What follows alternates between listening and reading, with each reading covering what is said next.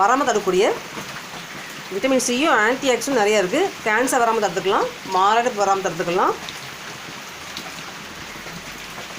கஷ்டப்பட்டு ரொம்ப கடின உழைப்பில் ஈடுபடுறவங்களுக்கு வந்து உடம்பு வலி வரும், கைகால் வலி வரும். அந்த வலி நீக்கிறதுக்கு வந்து இந்த முருங்கைக்கீரையை சூப் வச்சு குடிக்கலாம்.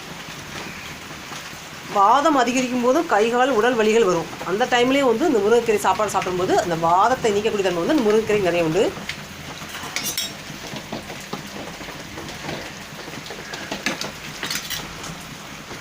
இரும்பு சத்து அதிகம் இருக்கிறனால ரத்த சோகை நீக்கும்.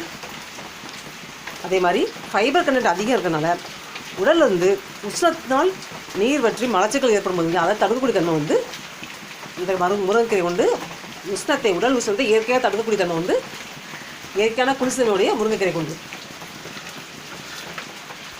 கால்சியம் அதிகமாக இருக்கிறனால பல் உறுதிப்படும், எலும்புகள் வலிமைப்படும். இரும்பு சத்து அதிகம் இருக்கிறனால ரத்தத்தில்